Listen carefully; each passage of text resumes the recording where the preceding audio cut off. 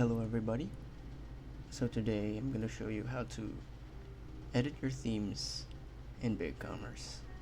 So first things first, we're going to go to View Storefront right here on the top right corner. And this is your storefront. So to edit this, you need to click Design this page in Page Builder. And once you're here, you can see on this left tab right here there are theme styles, so just click on those, and here we can edit your styles, global, header and footer, all sorts, and you can just choose what you like.